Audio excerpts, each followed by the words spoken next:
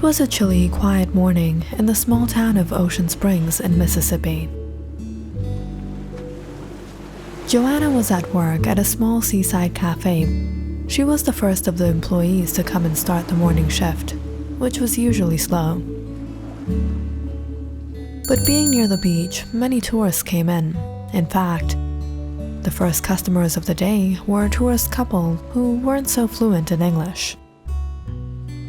Joanna patiently waited with a smile. There's only donuts and coffee on the menu. And these tourists always want to try out something exotic to go back and share the experience. You should try out the special cinnamon bun. It's the most exotic pastry on the menu, Joanna said, trying to sound genuine. But still, the couple took a good 5 minutes to make their order, while a woman walked in and stood behind them, tapping her feet.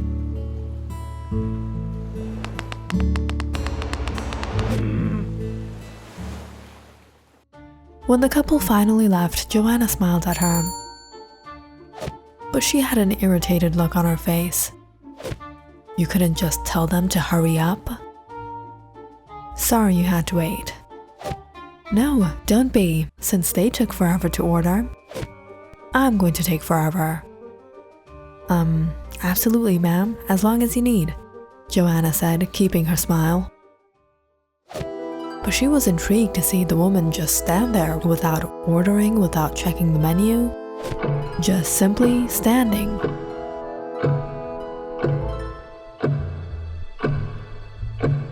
Noticing the situation, the manager came out. Is everything all right? Oh yes, I have a right to take my time and select my meal, don't I? Yes, of course. And then after waiting another couple minutes, the woman finally grunted, 1 coffee. Sure, ma'am. Joanna quickly prepared the coffee and brought it to her. The woman angrily swiped her card, took her bag, and strutted off. Ridiculous. The day went on, more employees and eventually more people started coming in. But late in the afternoon, when the rush hour had settled down, Joanna was called by her manager. Probably that schedule change. She quickly went to his office. Miss Reed, one of the customers have complained about you online. About me? Joanna looked at the screen to notice it was the same woman from the morning. Worst customer service at Seaside Cafe in Ocean Springs. Made me wait half an hour. The woman at the register had a big ego, unfriendly and unsupportive. I recommend never to go there again unless this woman is fired. So, what really happened? There were some customers in line before her. They were tourists and they took a while to order, and she had to wait, so it ticked her off. But I treated her politely. If you don't trust me, you can check the cameras. I had a smile the whole time. Yes, I will. Joanna sighed as she left the office and returned to work. She knew it wasn't her fault, but this manager had never liked her. He was conservative, and Joanna was a single mother who had a wild past, and a reminiscence of it was the nose ring she still wore.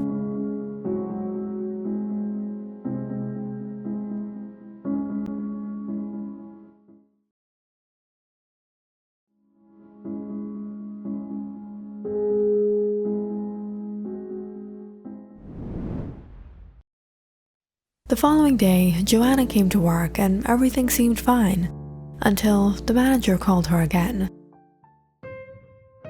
Miss Reed, I checked the footage, and it's quite clear that you were being provocative. Joanna stood there shocked by what she was hearing, but she remained silent. This is a small-town business, and if we get bad reviews like this, no one will come here. I've contacted the lady and told her I've fired you and requested her to change the review.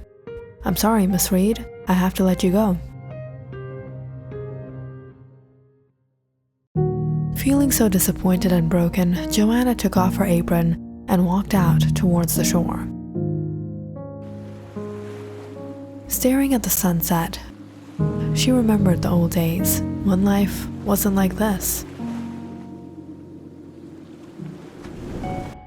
15 years ago, Joanna was in college. She was fun-loving, daring, and was enjoying her life. At the time, she was dating Stefan, who everyone thought was a lost cause, a good-for-nothing who just wanted to enjoy life and had no worries about the future. It was especially Joanna's parents who didn't approve of her relationship with him. "He's not the right person, Joanna. Stay away from him." No one saw what Joanna saw in him, but it was one night. Everything changed forever. Joanna and Stefan had gone to the theater when an accidental fire broke out. Everyone was running for their lives. But Stefan didn't care for his own and tried saving others. In the process, he got badly injured, and eventually he didn't make it. But Stefan managed to save the lives of many people that night. And it was after then that people finally realized the kind of person Stefan was. Even though he loved enjoying life, he wasn't a good-for-nothing. He was a hero, and they had lost someone valuable, someone they should have appreciated. Joanna was grieved by his death.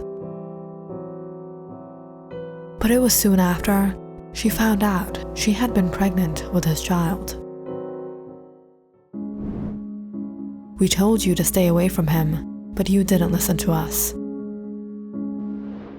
"Joanna, you're so young. How are you going to raise a child all on your own?"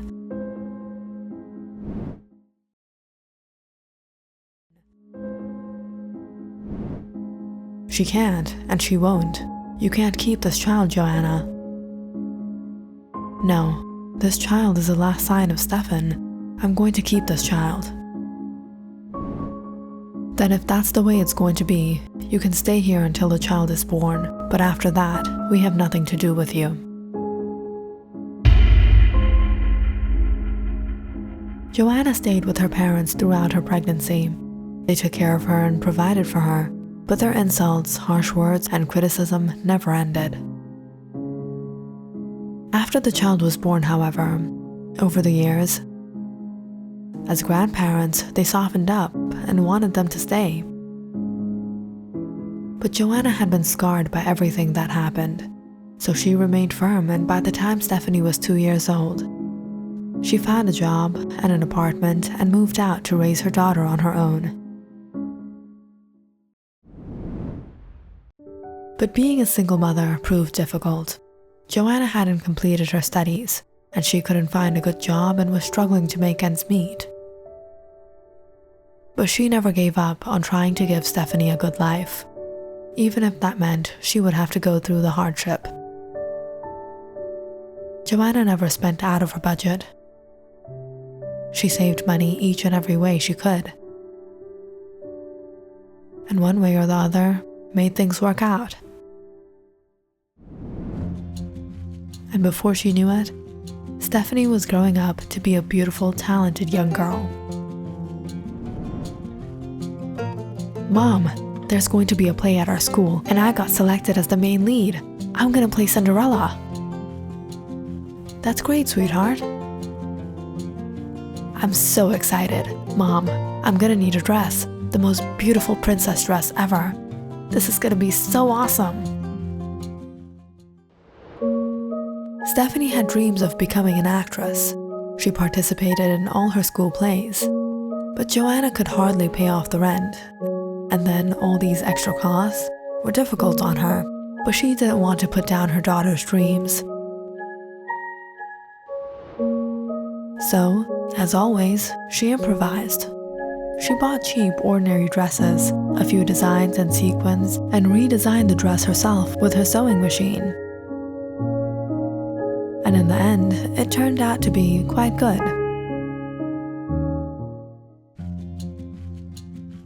"Wow, Stephanie, that's a very nice dress you have. Where did you get a dress like that?" "My mom made it for me." Well, your mom sure is talented just like you.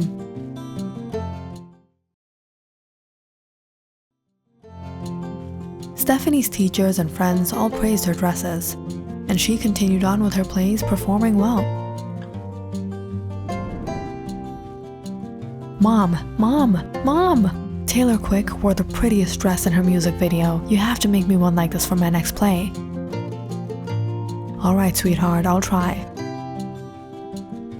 From then on, Joanna kept making one dress after the other, for Halloween, for Thanksgiving, for Christmas, just to fulfill Stephanie's wishes. The days were going by and all other things were working out great as well.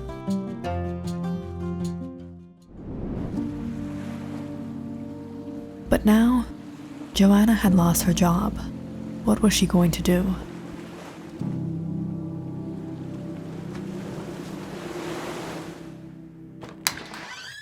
When Joanna returned home, Stephanie rushed out of her room, instantly noticing she was upset. What happened, Mom? Why do you look so low? Nothing, dear. Just a little trouble at the workplace. I was thinking, I don't want to work there anymore. It's too boring. I think I'm gonna search somewhere else. Really? Mom, that's a great idea. I know what you can do. You do? Yeah, come on, Mom, you're literally good at everything. But you were wasting your life on that cafe. Every morning you wake up and go serve coffee all day. There was no future in that. So you want me to have a career? Should I start auditioning like you, try out for a role? No, Mom. Try out for something you have passion for. Sweetheart, you are my passion. Yeah, but making dresses is also your passion. You made so many dresses for me. You have a passion for fashion designing. Why? So that when you become a big actress, I can be your personal designer? There's still time for that, Mom. Stephanie ran to her room and got out a few dresses. These are really nice. Why don't we try to sell them? To who, your friends? No, we can sell them online or take them to stores. Sweetheart, I should look for a job. There's only 14 days left of this month and I haven't raised enough for the rent yet. Mom, please, let's break out of the savings for this month, just this month. Let's try this out. If it doesn't work, from next month, you can find a job from the next month. Please, Mom, please. All right. So Stephanie made an account on BII Wish and posted up some of her old dresses she rarely wore and some new dresses her mom recently made. But none of the dresses even came up on the search page. I'm gonna have to do some advertising.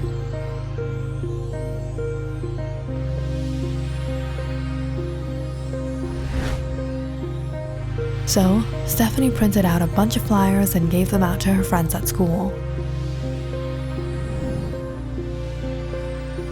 And then, she and Joanna took the dresses to a few stores. Mom, we have to try out here. This is Mr. Wilson's sister store. There he is. Mr. Wilson, your favorite teacher? Yeah, let's go. Hey, Mr. Wilson. Stephanie, how are you? Good. My mom and I were actually here to talk to Miss Wilson. Joanna showed Miss Wilson 3 dresses. And though she liked them, she was a bit unsure whether to purchase them. I think it's a great deal, Emma. I've seen Mrs. Reed's work. Stephanie always has the best dresses for her plays. On Mr. Wilson's insistence, his sister bought the dresses. Mom, I think Mr. Wilson has feelings for you, but he's too shy to admit it. Stop it, Steph. Don't try to be my wingman. The mother and daughter tried out a few other stores and made a few more sales. Throughout the week, Stephanie and Joanna kept in touch to see if the dresses were sold. But sadly, there were no sales online or at any store.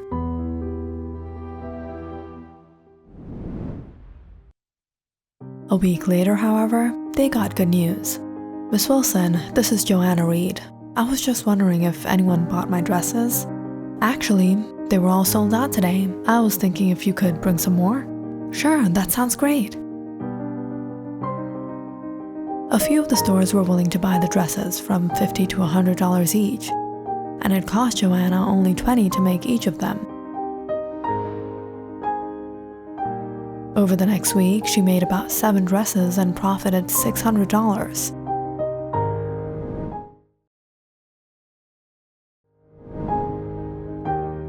But by the end of the first month, they were still low on paying the rent. We couldn't make it. We're $200 short, Mom. It's alright. We were close enough. I can pay off the rent from the savings. Let's see where this goes. 3 years had gone by. Stephanie recently graduated high school, and Joanna was now working again. Can you get us a size up? Sure, just one moment. As Joanna helped out a customer, she noticed a woman walk in the door and instantly recognized her. Welcome to our store. Is there anything I can help you with? Yes, I was looking for an evening gown. Something classy, but not too flashy. Come with me. Joanna politely took the woman around. This looks like it will suit you. Ridiculous. Do you have no sense of style? I don't know why these fashion outlets hire people like you. I apologize. How about this one?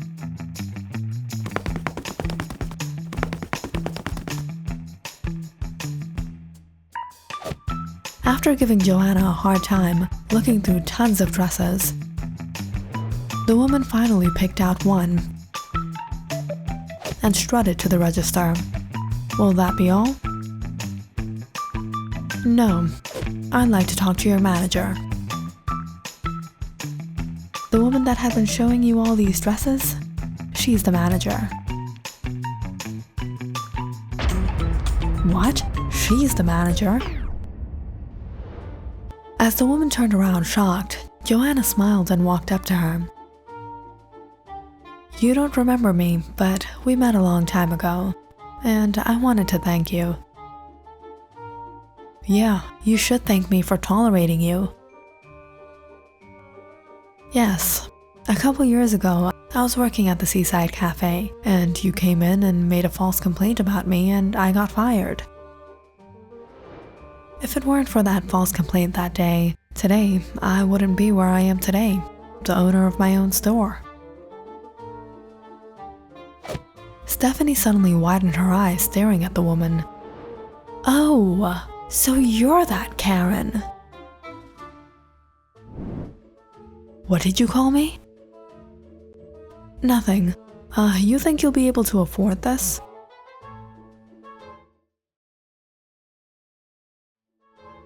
What? I can't afford this? I can afford to buy your entire petty store.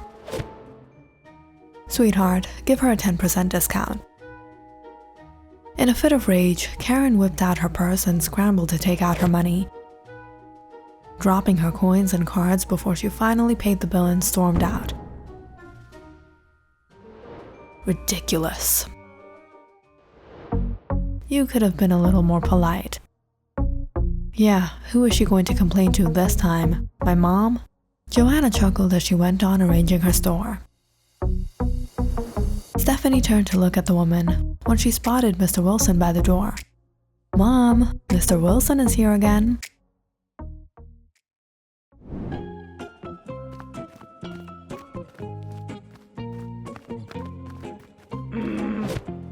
Stop! Move out of the way, you chicken tortoise. Chicken tortoise? Yeah, you're slow like a tortoise and keep thinking about why you're a chicken. You tortoise. Am I really a chicken tortoise? Joanna smiled seeing Roger as he nervously walked up to her. Hey, Roger. Joanna, I wanted to ask you out. Really, Mr. Wilson? It took you 6 years?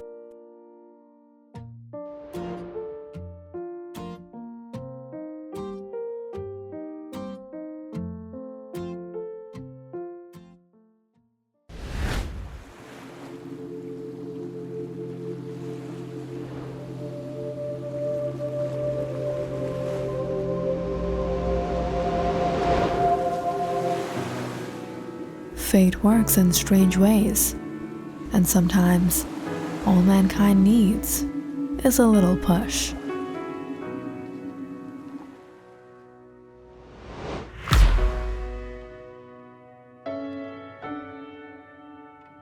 Click on the subscribe button and check out more awesome videos on our channel. And don't forget to press the bell icon because you know it's interesting.